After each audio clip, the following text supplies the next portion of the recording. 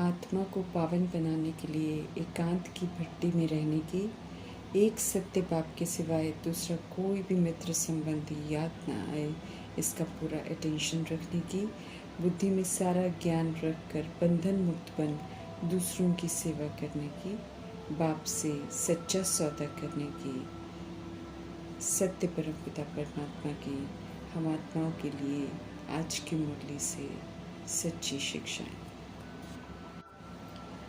इस समय रस्साकशी का खेल चल रहा है। सत्य परमपिता परमात्मा हम आत्माओं को सत्य से परिचित कराकर दुर्गति की दलदल से निकालकर सद्गति की राहों पर लेकर चल रहे हैं। और माया जिसका राज्य चल रहा है वो प्रभु के बच्चों के साथ तरह तरह के खेल खेल रही है, परीक्षा ले रही है, अपनी ओर खींचने के सब तरह के दाव पेच प्रयोग कर आजमा रही है, वैरायटी आकर्षण करने वाले चारे डाल रही है, बाहरी भपकों से लुभा रही है, बुद्धि पर वार कर सत्य प्रभु से पूरी तरह विस्मृत करने की चाल भी चल रही है। कभी आँखों से तो कभी कानों से तो कभी मुख से पकड़ती हैं, क्योंकि आधा कल्प हम सभी आत्माएं माया रूपी कमी कमजोरियों के प्रभाव में आते हुए, हार खाते हुए, अधीन होते हुए गिरते आए हैं। इसलिए प्रभु जी समझ देते हैं कि कमी कमजोरियों के सर्व दरवाजे बंद कर दो। जैसे हम सब ज्ञान में नॉलेजफुल होते हैं, ऐसे माया का भी नॉलेजफुल होने की समझ देते हैं परमपिता परमात्मा, ताकि जब माया विकराल रूप का खेल खेले तो साक्षी होकर अर्थात प्रभाव मुक्त होकर उसका खेल देखें और श्रीमद् प्रमाण याद में रहते हुए श्रेष्ठ पाठ बजाएं। किसी भी तरह की कमी कमजोरियों को यूज़ नहीं करें और माया जीत बने। माया वास्तव में कमी कमजोरियों पर जीत प्राप्त करने का ही मौका देती है। इसलिए तीव्र पुरुषार्थी आत्माएं माया को वेलकम करते हैं और कभी भी माया के विकराल रूप को देखकर घबराते नहीं हैं, बल्कि साक्षी होकर खेल देखने का मजा लेते हैं। नॉलेजफुल आत्माएं ये समझते हैं कि माया का बाहर से सिर्फ शेर का रूप है, परंतु उसमें ताकत तो बिल्ली जितनी भी नहीं है। जो घबरा जाते हैं वे घबराहट में मायावी रूप को बड़ा बना देते हैं और फिर क्यों क्या कैसे के प्रश्नों में उलझ जाते हैं। कुछ भी हो जाए, कैसी भी विकराल परिस्थिति हो, वरदाता परमपिता परमात्मा समझ दे रहे हैं कि यही एक पाठ पक्का करो कि जो हो रहा है वो भी अच्छा हो रहा है और जो होने वाला है वो और भी अच्छा होगा। साक्षी होकर अर्थात डिटैच होकर खेल देखो तो कभी भी माया के वशीभूत नहीं होंगे, कमी कमजोरियों को यूज़ नहीं करेंगे। सहज ही फिर हम सब माया जीत बन जाएंगे। दिव्य गुणों का एक महान गुण है सहनशीलता। किसी भी उच्च लक्ष्य की प्राप्ति के लिए सहनशील बनना बहुत ज़रूरी है। संपूर्ण पवित्रता और संपूर्ण शांति रूपी स्वधर्म की अथवा सर्वोच्च देवी देवता धर्म की स्थापना का लक्ष्य लेकर हम सब पुरुषार्थ कर रहे हैं, तो इस पुरुषार्थ में कुछ न कुछ तो सहन करना ही पड़ेगा। इससे फिर प्राप्ति बहुत उच्च होती है। समझ देते हैं प्रभु कि सहन करने से शील अर्थात पवित्रता बढ़ती है, आत्मा की शक्ति बढ़ती है। सहन करने से ही खुशी भी बढ़ती है। किसी की कड़वी बातें सहन कर लेने से झगड़े समाप्त हो जाते हैं, हम सब हल्के हो जाते हैं, सारी उलझनें मिट जाती हैं। बीमारी को सहन कर लेते हैं तो दूसरों को भी परेशानी नहीं होती है, बल्कि वो भी सहन करने वाले से खुश हो जाते हैं। सहनशील व्यक्ति से सभी को सहानुभूति होती है। सहन करते हैं, निंदा को सहन नहीं करते हैं तो फिर मन में निंदा करने वाले के प्रति ईर्ष्या, द्वेष, घृणा या रोष पैदा हो जाता है। किसी कष्टकारी परिस्थिति को सहन नहीं करते हैं तो क्रोध उत्पन्न होता है। तो ये ईर्ष्या, द्वेष, क्रोध आदि जितना भी है ये अपवित्रता अथवा विकारों में गिने जाते हैं। और सहनशीलता एक खूबसूरत गुण है जो दिव्य आत्मा बना देता है। सहनशील मनुष्य के चिन्ह और लक्षण ये है कि कोई भी यदि उनकी निंदा भी करेगा या उनसे रूखा भी बोलेगा, यदि उसे रोग भी होगा तो भी उसका चेहरा खिला हुआ अर्थात हर्षयुक्त होगा। उस पर मुरझाहट की चिन्ह नहीं होगी। यदि कोई हानि, पराजय, शोक, कठिनाई या दो स्वभाव के टकराने आदि की परिस्थिति भी आएगी तो भी उसके वचनों से निश्चिंतता ही प्रकट होगी। उसके बोल से घबराहट, उदासी, चिंता, दुख या उलझन महसूस नहीं होगी। उसके नैनों में ईश्वरीय ज्ञान के नशे की झलक आएगी और ऐसा नहीं लगेगा कि कुछ मनमुटाव हुआ है या नाराज़गी हुई है या कोई किसी भी तरीके का उसमें फीलिंग आई है। उसकी चलन से ऐसा लगेगा कि कोई बड़ी बात नहीं हुई है और कि वो मानो सामना करने के लिए बिल्कुल तैयार है। उसके साहस तथा पुरुषार्थ में कोई कमी नहीं आती है। तो सहनशीलता जो है, इससे मनुष्य की अवस्था में दुख या अशांति पैदा करने वाली परिस्थितियाँ जब उसके जीवन में आती तो उन परिस्थितियों में वो एक रस अवस्था में रहता है। उसके मन में दुख की लहर रिंचक भी नहीं आती है, बल्कि वो सुरक्षित रहता है। उसके पुरुषार्थ में, उसके योग अभ्यास में, अन्य आत्माओं के प्रति भावना में कोई अंतर, कोई कमी नहीं आती है। इसलिए मीठे परमात्मा कहते हैं, जो सहनशील है वो किसी के भाव स्वभाव में चलते नहीं हैं और ना ही व्यर्थ बातों को सुनते हैं, बल्कि व्यर्थ बातें कोई करता भी है तो एक कान से सुनकर दूसरे से निकाल देते हैं। बाबा कहते हैं, ऐसे सहनशील बनो। हम सभी गॉडली स्टूडेंट्स इस समय एक परमपिता परमात्मा सुप्रीम टीचर से पढ़ रहे हैं, सतो प्रधान बनने का पुरुषार्थ कर रहे हैं, परंतु सब नंबरवार हैं, एक जैसे नहीं हैं। लेकिन जब 108 विजयी रतन नंबरवार सतो प्रधान बनते हैं तब प्राकृतिक आपदाएं और विनाश का जो फोर्स है वो बढ़ेगा और ये पुरानी दुनिया सारी समाप्त हो जाएगी, स्पष्ट कर रहे हैं परमपिता परमात्मा। पूरा पुरुषार्थ पूरे वर्षे को प्राप्त करने का हकदार बनाएगा।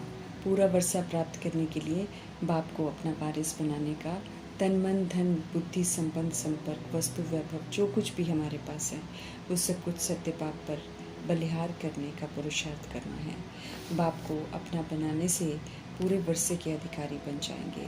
संपूर्ण पवित्र बनने का पुरुषार्थ कर संपूर्ण पवित्र बनने से पूरा वर्षा मिलेगा। संपूर्ण पवित्र नहीं बनेंगे तो फिर प्रभु जी स्पष्ट कर रहे हैं कि सजाएं खाकर थोड़ी सी मानी मिल जाएगी। वर्षा एक्यूरेट पुरुषार्थ कर बनाना है, ये स्पष्ट करते हैं प्रभु जी। यूं ही कुछ नहीं मिलेगा। मीठे परमात्मा इस समय सत बाप, सत शिक्षक, सत गुरु के रूप में पालना भी दे रहे हैं, शिक्षा भी दे रहे हैं और हमको सही विधि से गाइड भी कर रहे हैं। तो उनकी ही याद में बैठना है हमें। फादर, टीचर, सतगुरु तीनों को याद करना है। वे हम आत्माओं को वापस ले जाने के लिए आए हैं। इस बात को समझना है और विस्तार को छोड़कर अब सार में लौटना है। हमें सतुगुणी बनना है, पावन बनना है और शरीरी विदेही बनने का अनुभव शरीर में रहते हुए करना है। निराकार परमपिता परमात्मा हम निराकार आत्मा को हर बात समझा रहे हैं तो ज्ञान बुद्धि में होना चाहिए और बेहद के पाप की याद में रहना है। याद से पाप कटेंगे। ऊंचते ऊंच परमपिता परमात्मा राजयोग सिखाकर ऊंचे ते ऊंची प्राप्ति कराते हैं। पूरे कल्प में एक ही बार बाप आकर समझाते हैं कि नई दुनिया में चलने के लिए क्या पुरुषार्थ करना है, समझदार बनाते हैं। ब्रह्मा सरस्वती ने भी लक्ष्मी नारायण का मर्तबा शिव बाबा से ही पाया है। सृष्टि के आदि मध्य अंत का राज भी शिव बाबा ही समझाते हैं। अंधश्रद्धा से बाहर निकालकर पुजारी से पूज्य, विकारी से निर्विकारी बनने की विधि मीठे परमात्मा ही बताते हैं। बुद्धि में ज्ञान धारण करना है। धारण किया हुआ ज्ञान संस्कार के रूप में हमारे साथ ही जाएगा। बुद्धि में ज्ञान का चक्र चलना चाहिए, साथ में बाबा को याद करते रहना है। विक्रम विनाश होते जाएंगे। पढ़ाई बुद्धि में रहे, सृष्टि चक्र का ज्ञान बुद्धि में रहे तो फिर हम चक्रवर्ती राजा भी बनेंगे। क्यों? क्योंकि एक्यूरेट पुरुषार्थ चलेगा। कल्याणकारी बाप आए हुए हैं तो ये कल्याणकारी संगम युग है। उनकी श्रेष्ठ मत पर चलते रहेंगे तो स्व का कल्याण करेंगे।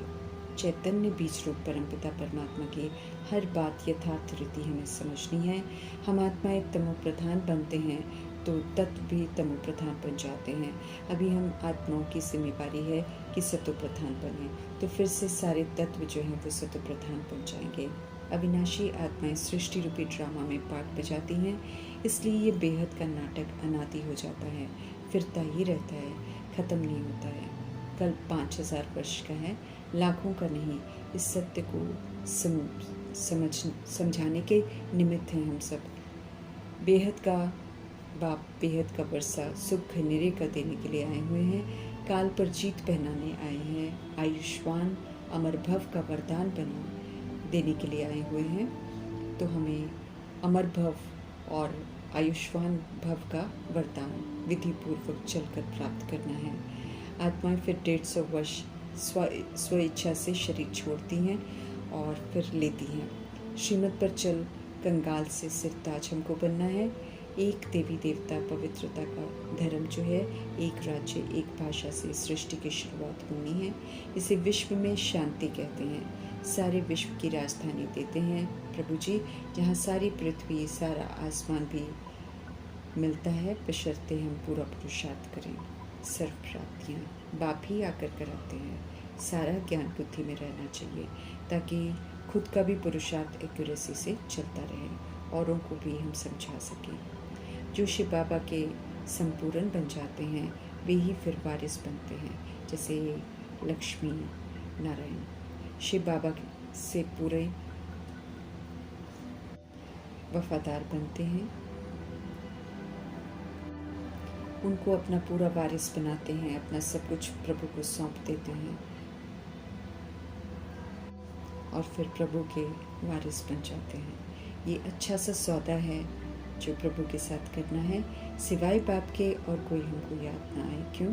क्योंकि आत्मा को पतित से पावन बनना है। हमें अब मित्र संबंधियों को याद नहीं करना है। क्यों? क्योंकि उन्हें याद करने से उनकी डिस्चार्ज अवस्था से हम सब जुड़ जाएंगे। उससे हमें कोई प्राप्ति नहीं होगी बल्कि नुकसान ही होगा। तो हम प्रभु को याद करते रहेंगे तो उन्हें भी प्रभु से जोड़ पाएंगे। हमारा भी फ़ायदा होगा, उनका भी फ़ायदा होगा। हम भी चार्ज हो जाएंगे, वो भी चार्ज हो जाएंगे। इसलिए मित्र संबंधियों से बुद्धि का योग हटाकर हम आत्मा को एक परमपिता परमात्मा में अपना बुद्धि का योग एकाग्र करना है। समय है पावन बनने का। सो तो पवित्रता के सागर परमपिता परमात्मा की याद में रहने से ही बन सकते हैं। पावन हमें ज़रूर बनना है। इसलिए चाहे गृहस्थ व्यवहार में है, प्रभु का फरमान है कि पवित्र ज़रूर रहना है। पवित्र आत्मा ही वापस पवित्र मुक्ति धाम घर जा सकती है और पवित्र आत्मा ही फिर पवित्र सुख धाम में भी जा सकती है। विक्रम विनाश नहीं किए होंगे, पवित्र नहीं बने होंगे तो धर्मराज की सजाओं से पवित्र बनना पड़ेगा। समझना है हर बात को, पुराना शरीर छोड़ना है, इसलिए विनाशी शरीर से ममत्व नहीं रखना है। इसमें रहते हुए पवित्र सतोप्रधान आत्मा बनना है। फिर सतोप्रधान नया शरीर हमको मिलेगा। विधि पूर्वक चलकर हमें अपने लिए उत्तम पुरुषार्थ करना है और नई दुनिया में अपने लिए खुद सीट बुक करनी है। राजधानी में सब कुछ प्राप्त करने के लिए श्रीमत पर चलकर यहाँ ही सब कुछ कमाना है। अपनी जन्म पत्री, अपनी तकदीर की जो तस्वीर है हमें यहाँ ही बनानी है और उस पर ईश्वरीय स्टैंप लगवाना है।